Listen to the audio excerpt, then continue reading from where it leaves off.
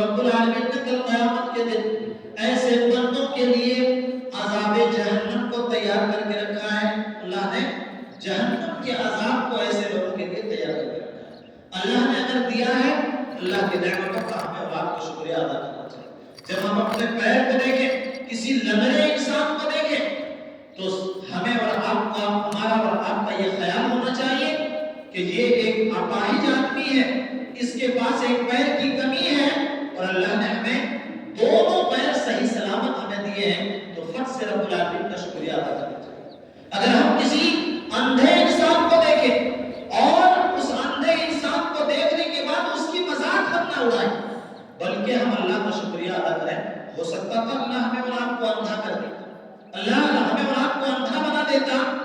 اگر ہم کسی پاگل کو دیکھیں, پاگل کی ہم اور آپ مذاق نہ اڑائیں, بلکہ ہم یہ سمجھیں, اس بات کا شکریہ ادا کریں کہ رب العالمین نے ہمیں اتنی تمیز دے رکھی ہے کہ یہ ایک پاگل انسان ہے جس کو یا یہ اس بات کی بھی تمیز نہیں ہے کہ یہ بغیر کپڑے کے ایسے ہی برہنہ ہو کر کے گھوم رہا ہے, کیونکہ اس کا دماغ نہیں ہے, اس کے پاس قوت تخیل نہیں ہے. اللہ نے اسے سوچنے اور سمجھنے کی طاقت اس کے دماغ سے اللہ نے چھین لیا ہے.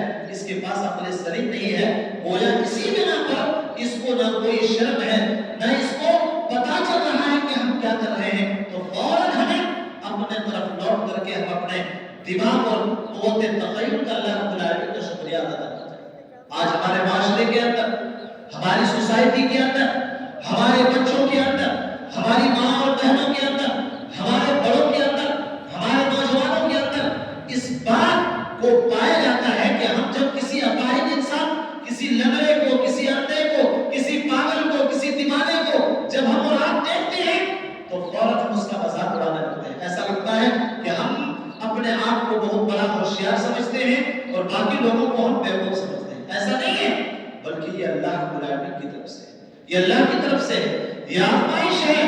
ہو سکتا ہے کہ یہ حالت اور یہ کام ہمارے اور آپ کے ساتھ بھی کہیں نہ ہو رہا ہے, اس لیے اللہ کا شکریہ ادا کرنا چاہیے. اللہ نے دو آنکھ سے ہمیں اور آپ کو نوازا ہے. اگر ایک آنکھ خراب ہو جائے, دنیا کی کوئی مشین, اگر آپ کا یہ آنکھ سچ ہو جائے, اس کے اندر اگر دیکھنے کی صلاحیت, قوتیں, بصارت, جس چیز سے ہم اور آپ دیکھتے ہیں, اگر یہ چھین لے اللہ رب العالمین, دنیا کا کوئی ڈاکٹر آپ کے آنکھ کے بدلے کوئی دوسرا آنکھ نہیں دے سکتا ہے. آپ کی وہ قوت سماعت, قوت بصارت جس کے ذریعے ہم اور آپ دیکھتے ہیں, وہ اگر اللہ رب العالمین اس مشین کو, اس دیکھنے کی قوت کو اگر اللہ رب العالمین چھین لے, ہمیں اور آپ کو نابینا بنا دے, دنیا کی کوئی طاقت ہمیں اور آپ کو بینا نہیں بنا سکتا ہے. نابینا ہم اور آپ ہمیشہ کے لیے رہ جائے گا. چشمے کا ہم لاکھ استعمال کریں گے, دوسری آنکھ تو ہمیں مل جائے گی, لیکن اس سے دیکھنے کو آپ کو نہیں ملے گا. صرف دیکھنے میں دوسرے لوگوں کو ایسا لگے گا کہ اس کے پاس دونوں آنکھیں ہیں, لیکن ایک آنکھ آپ کا کام نہیں کر رہا. اسی لیے اللہ نے کیا فرمایا, وَإِن تَعُدُّوا نِعْمَةَ اللَّهِ لَا تُحْصُوهَا. تم اللہ کی نعمتوں کو اگر گننا چاہو, شمار کرنا چاہو, ہم اور آپ نے کتنے لوگوں کو گنجا دیکھا ہے جس کے سر کے اوپر بال نہیں ہوتا, جو بچپنے سے اس کے بال نہیں نکلتے ہیں. اللہ نے ہمیں اور آپ کو بال سے نوازا ہے. کتنے لوگوں کو ہم اور آپ دیکھتے ہیں, قوت سماعت اس کی چھین لی جاتی ہے, وہ بہرا ہوتا ہے, آپ اسے چیخ چیخ کر کے, چلا چلا کر کے اسے آواز دیجیے, وہ سننے کے لیے تیار ہے. گرچہ اوپر سے دیکھنے میں لگتا ہے کہ یہ سب کچھ ٹھیک ٹھاک ہے, لیکن اللہ نے اس کی قوت سماعت کو ضبط کر دیا ہوتا ہے, جس کی وجہ سے وہ بہرا بن جاتا ہے. زبان اندر ہونے کے باوجود, منہ کے اندر زبان ہونے کے باوجود, انسان کو اللہ رب العالمین گونگا بنا دیتا ہے. کیا گونگے کے منہ میں زبان نہیں ہوتا؟ آپ اس کی زبان کو نکال کر کے دیکھیے, اس کے پاس بھی زبان ہوتا ہے جیسے آپ کے پاس ہے, لیکن اللہ نے بولنے کی طاقت کو اس کا چھین لیا ہے. رب العالمین کی طرف سے یہ ہے, وہ بول نہیں پاتا ہے. اللہ نے کہا کہ وَإِن تَعُدُّوا نِعْمَةَ اللَّهِ لَا تُحْصُوهَا. اے انسان, ہماری بہت ساری ایسی نعمتیں ہیں تمہارے پاس, جس کے بدلے میں تمہاری آنکھ کے بدلے ہم تم سے قیمت ادا نہیں کرنا چاہتے. تمہارے کان جس سے تم سنتے ہو, جس مشین, اگر کسی کا کان خراب ہو جائے, تھوڑا سا سننے کے لیے اگر مشین لگائی جاتی ہے, لاکھ روپے کی مشین آتی ہے, لیکن اللہ رب العالمین ہم سے اور آپ سے کچھ نہیں مانگ رہا ہے. اللہ نے کیا فرمایا؟ لئن شکرتم لازیدنکم، تم کم سے کم اللہ کا شکریہ ادا کر دیا کرو کہ رب العالمین نے یہ ساری چیزیں جو دی ہے یہ رب کا شکریہ ہے. ان اعضاؤں کا شکریہ ادا کر دو رب کی طرف کہ رب العالمین کی ذات وہ ذات ہے جس نے قوت سماعت، قوت بصارت، قوت تخیل اور تمام چیزیں ہمیں اور آپ کو اللہ نے نواز کر کے رکھا ہے، جس کی وجہ سے ہم ایک طاقتور انسان، ایک خوبصورت انسان، ایک اچھا انسان بن کر کے اس دنیا کے اندر ہوتے ہیں. ہمیں اور آپ کو ان تمام چیزوں کے بارے میں اللہ کا شکریہ ادا کرنا چاہیے. اگر ہم اور آپ اللہ کا شکریہ ادا نہیں کریں گے تو پھر ہمارا اور آپ کا معاملہ گڑبڑ ہو جائے گا. کل قیامت کے دن اللہ تبارک و تعالیٰ ہم سے اور آپ سے پوچھے گا، بتا ہم نے تجھے 2 ہاتھ دی تھی، تمہارے ہاتھ کے اندر، تمہارے بازوؤں کے اندر طاقت تھی، تم نے اپنے بازوؤں کی طاقت کو تو نے کہاں استعمال کیا؟ اللہ کی راہ میں کچھ لگایا؟ تو نے اپنے آنکھوں کے ذریعے اتنی اچھی مشین جس کے ذریعے تم دنیا کی تمام چیزوں کو تم دیکھا کرتا تھا، قرآن جیسی دولت ہم نے تمہیں دی، پڑھنے لکھنے والی کتاب ہم نے تمہیں دی، سوچنے سمجھنے والی کتاب ہم نے تمہیں دی، لیکن آنکھ ہونے کے باوجود بھی تم نابینا بن کر اس دنیا میں زندگی گزار کر کے چلے گئے. گویا کہ تم نابینا ہو. اگر کوئی آدمی پڑھا لکھا نہیں ہے، آنکھ ہونے کے باوجود بھی وہ نابینے کے معنی ہے. اس لیے اگر اللہ نے آنکھ دی ہے تو اس آنکھ کے ذریعے ہمیں سوچنے سمجھنے دیکھنے ان تمام چیزوں کو غور و فکر کرنا چاہیے کہ اللہ نے آسمان بنایا ہے جس کے اوپر کوئی پیلر نہیں. اگر 2-4 ہزار اسکوائر فٹ میں مکان بنے اس کے اوپر پیلر کی ضرورت ہے، بیم کی ضرورت ہے، چھت کی ضرورت ہے. اللہ نے اتنے بڑے آسمان کے اندر ایک بھی پیلر نہیں دیا ہے. ان تمام چیزوں کے ذریعے ہمیں اور آپ کو غور کرنا چاہیے. سورج روزانہ پورب سے نکل کر کے پچھم کی طرف جاتا ہے اور پچھم میں ڈوبنے کے بعد سورج پھر صبح پورب سے نکلتا ہے. ضرور اس کو نکالنے والا، اس کا پیدا کرنے والا، اس کو چلانے والا ضرور کسی کوئی ذات ہے. وہ ذات صرف اللہ رب العالمین کی ذات ہے. یہ ہمیں اور آپ کو غور و فکر کرنا چاہیے، یہ سمجھنا چاہیے، یہ سوچنا چاہیے اور اس کی تعریف بیان کرنی چاہیے، اس کی تعریف بیان کرنی چاہیے. اللہ نے فرمایا قرآن کریم کے اندر سبح للہ ما فی السماوات و ما فی الارض. سبح للہ، جتنی بھی چیزیں زمین کے اندر ہے اور جتنی بھی چیزیں آسمان کے اندر ہے، 7 آسمان 7 زمین، اللہ نے کیا فرمایا؟ سبح للہ. اللہ کی تسبیح بیان کرتی ہے وہ ساری چیزیں، اللہ کی حمد و ثنا بیان کرتی ہے وہ ساری چیزیں. سبح للہ ما فی السماوات و ما فی الارض، جو کچھ بھی آسمان کے اوپر ہے اور جو کچھ بھی زمین کے نیچے ہے، یہ ساری کی ساری چیزیں اللہ رب العالمین کی تسبیح بیان کرتی ہے. یہ تمام کی تمام چیزیں اللہ کا شکریہ ادا کرتی ہے. مچھلی، جو پانی کے اندر رہنے والی مچھلیاں، بلوں کے اندر رہنے والی چیونٹیاں، آسمان کے اوپر اڑنے والی پرندے اور فرشتے جو اللہ رب العالمین نے فرشتوں کو رکھا ہے، تمام کی تمام چیزیں 24 گھنٹے رات و دن کھائے بغیر پیے بغیر تمام چیزوں کو چھوڑ کر کے اللہ رب العالمین کی تسبیح و تحلیل میں لگی ہوئی ہے. اسی لیے اللہ نے کہا سبح للہ. جو کچھ بھی زمین کے اوپر ہے، جو کچھ بھی آسمان کے اوپر ہے، سبح للہ، یہ سب کے سب اللہ رب العالمین کی تسبیح و تحلیل بیان کر رہی ہے. اور اللہ نے فرمایا لقد خلقنا الانسان فی احسن تقویم. اے انسان، اے حضرت انسان، ہم نے تمہیں سب سے بہترین شکل و صورت میں ڈالا ہے. ہم نے تمہیں 2 آنکھیں دی ہے، ہم نے تمہیں خوبصورتی دی ہے، ہم نے تمہیں 2 پاؤں سے نوازا، ہم نے تمہیں قوت سماعت، دیکھنے کی قوت، سننے کی طاقت ہم نے تمہیں دی ہے. تمہیں 2 ہاتھ دیا ہے جس کے ذریعے تم تمام چیزوں کو پکڑتے ہو، اٹھاتے ہو، کھینچتے ہو، اچھالتے ہو اور پھینکتے ہو. ہم نے تمہیں دماغ دیا ہے جس دماغ کے ذریعے تم تمام چیزوں کی نشو و نما کرتے ہو. لیکن اللہ نے فرمایا کہ یہ تمام کی تمام چیزیں اللہ رب العالمین کی تسبیح و تحلیل بیان کرتی ہے. لیکن یہ انسان جس کو ہم نے سب سے خوبصورت سانچے میں ڈھال کر کے دنیا کے اندر پیدا کیا ہے، یہ انسان فجر کے وقت ہم اور آپ دیکھتے ہیں کہ چڑیاں پرندے اپنے گھونسلوں کے اندر 5 بجے صبح سے لے کر کے چہچہانا شروع کر دیتی ہے. کسی شاعر نے کہا ہے کہ شاخیں گلوں کی جھک کر تعظیم کر رہی ہے، شاخیں گلوں کی جھک کر تعظیم کر رہی ہے، چڑیاں چہک چہک کر لیتی ہے نام تیرا۔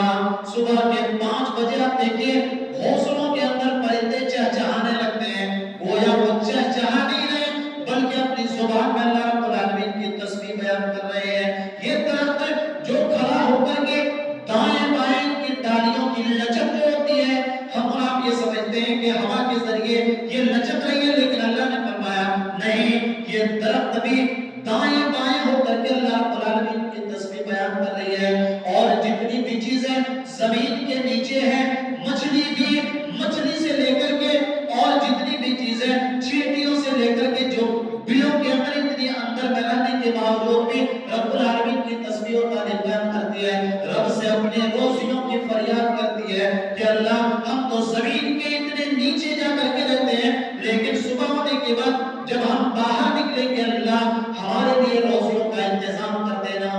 یہ تمام چیزیں اللہ رب العالمین کی تسبیح و تعریف بیان کرتی ہے۔ شاخیں گلوں کی جھک کر تعظیم کر رہی ہے، چڑیاں چہک چہک کر لیتی ہے نام تیرا۔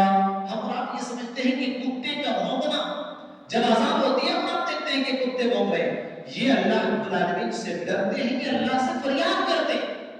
پرندے اپنے پر کو بچھا کر کے ہم سمجھتے ہیں کہ یہ پر پرندے کیوں بچھائے ہوئے ہیں؟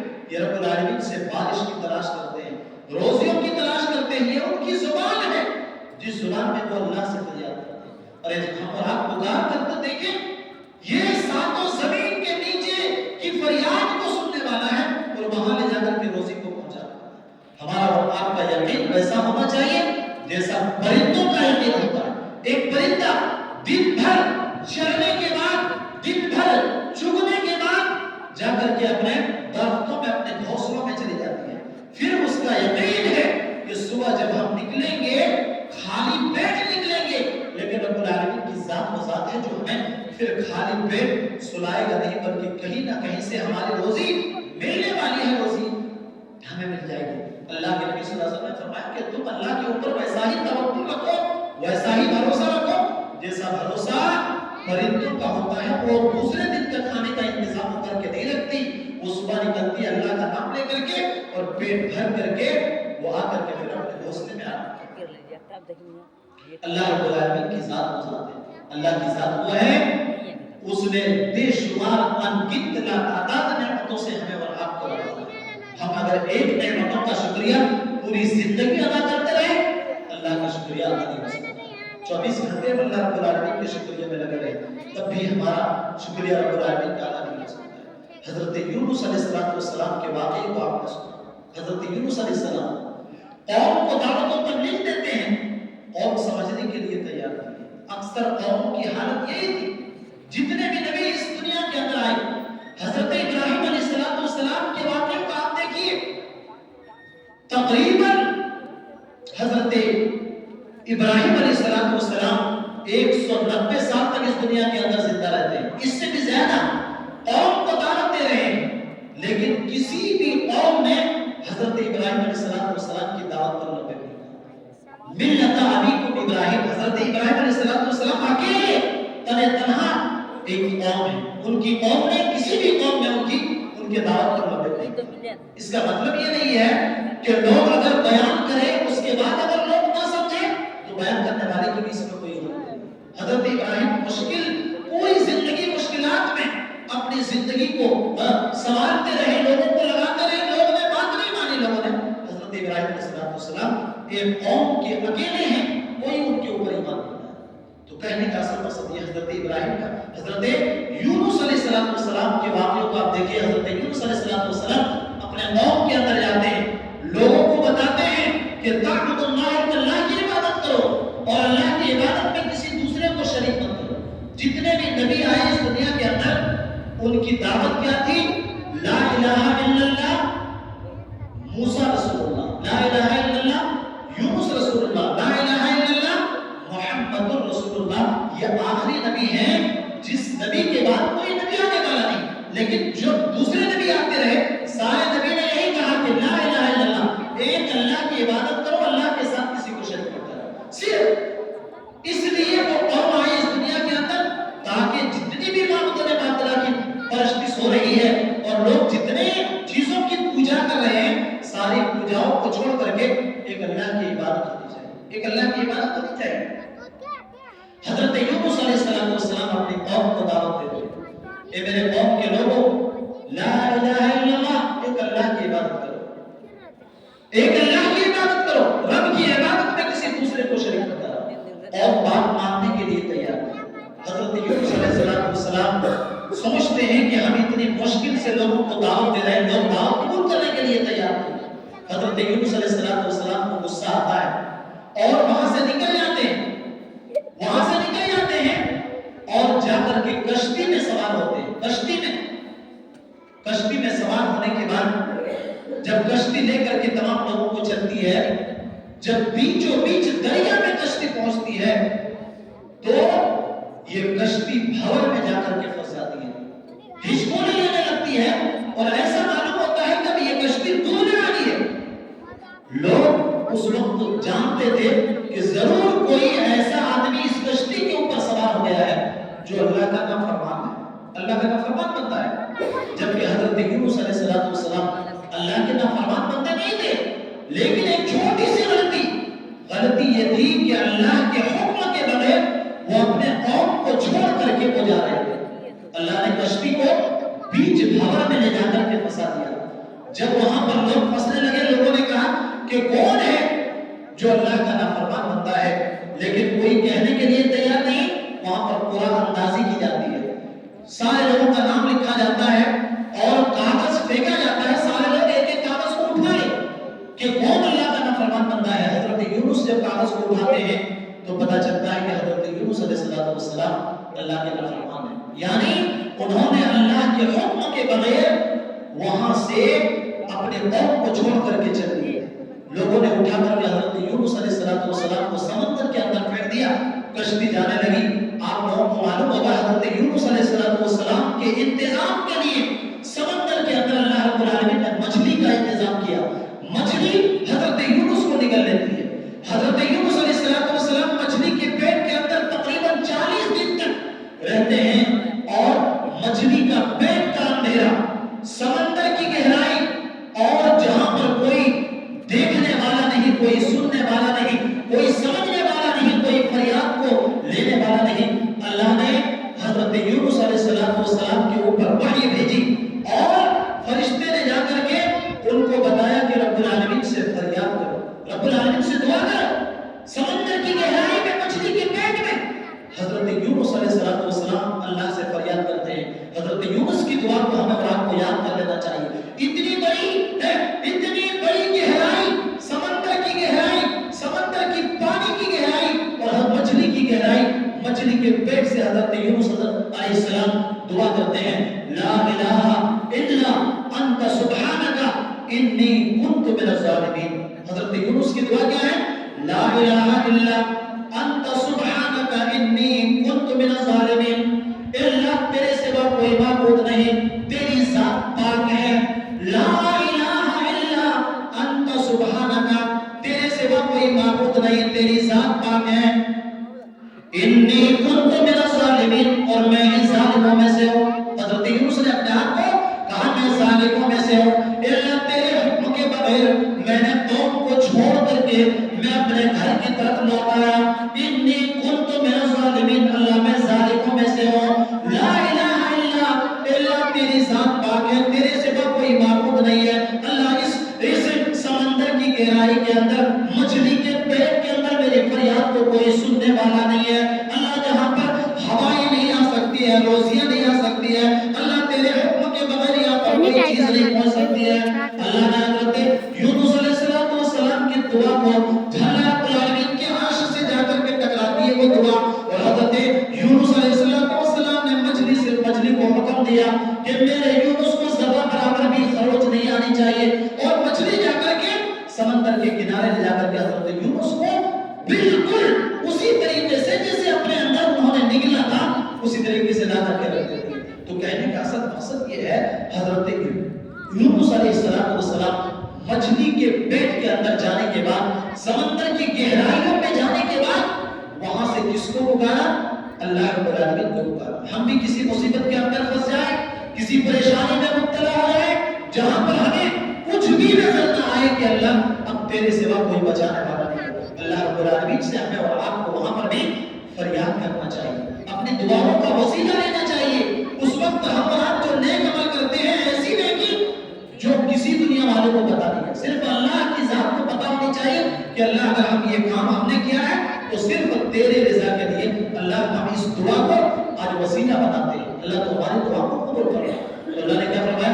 وَإِن تَعُدُّوا نِعْمَتَ اللَّهِ لَا تُحْصُوهَا، اللہ نے اتنی نعمتوں سے ہمیں اور آپ کو نوازا ہے، اگر ہم اس کا شکریہ ادا کرنا چاہیں، گننا چاہیں تو ہم گن نہیں سکتے، لا تعداد انگنت بے شمار لا تعداد نعمتوں کو اللہ تبارک و تعالیٰ نے اس دنیا کے اندر دیا ہے ہمارے اور آپ کے فائدے کے لیے۔ ہمارے جسم کے اندر اگر ایک چیز کی کمی ہو جائے تو آدمی دیکھنے میں بھدا نظر آنے لگتا ہے، اگر دو آنکھ ہیں، دونوں آنکھ ٹھیک ٹھاک ہے، دیکھنے میں انسان بہت خوبصورت ہے، ایک آنکھ چھوٹا، ایک آنکھ بڑا، ایک اندھا، ایک اچھا، آدمی وہیں سے اپاہج بن جاتا ہے، دیکھنے کی اس کی خوبصورتی کے اندر کمی آ جاتی ہے۔ رب العالمین کسی کو گنجا بنا دے، اس کے دیکھنے میں خوبصورتی میں کمی آ جاتی ہے۔ رب العالمین اگر کسی کے ایک پیر کو چھوٹا ایک کو بڑا بنا دے، آدمی دیکھنے میں خوبصورت ہونے کے باوجود بھی وہ لگا نظر آنے لگتا ہے۔ ایک مرتبہ شیخ سعدی رحمۃ اللہ علیہ جاتے ہیں، کسی کشتی کے اوپر سوار ہوتے ہیں اور ان کے پیر کے اندر چپل نہیں ہوتا ہے، جوتا نہیں ہوتا ہے۔ شیخ سعدی رحمۃ اللہ علیہ فرماتے ہیں میں نے اپنے پیر کی طرف دیکھا اور میں نے سوچا، دوسرے لوگوں کی پیر کی طرف دیکھا تو ان لوگوں کے پیروں میں ایک سے ایک جوتے تھے، میرے دل کے اندر تھوڑی سی اللہ رب العالمین کی شکریہ ادا کرنے میں کمی آ گئی، ہم نے اللہ کی ناشکرا بندہ بن کر گیا کہ اللہ نے لوگوں کو اتنی اچھی اچھی جوتیوں سے نوازا ہے اور میرے پیر کے اندر جوتا نہیں ہے۔ اتنے ہی میں اسی کشتی کے اندر ایک ایسا آدمی بیٹھا ہوا تھا جس کا دونوں پیر ہی نہیں تھا۔ شیخ سعدی رحمۃ اللہ علیہ وہیں پر سوچتے ہیں کہ اللہ میں تیرا شکریہ ادا کرتا ہوں، گرچہ میرے پیر کے اندر جوتی نہیں ہے لیکن میرا ایک بھائی ایسا بیٹھا ہوا ہے جس کے دونوں پیر ہی نہیں ہے، میں جوتا تو خرید سکتا ہوں لیکن یہ بھائی پیر کہاں سے خرید سکتے ہیں؟ اسی لیے کہا گیا کہ اپنے سے اونچے کی طرف نہیں، اپنے سے نیچے کی طرف ہمیں اور آپ کو دیکھنا چاہیے۔ اللہ سے دعا ہے اللہ تعالیٰ تمام لوگوں کو ہر مصیبت ہر پریشانی میں جب ہم اور آپ مبتلا ہو جائیں، کوئی بھی مشکل آئے، رب العالمین سے ہمیں اور آپ کو فریاد کرنا چاہیے، نبیوں کی دعاؤں کا استعمال کرنا چاہیے۔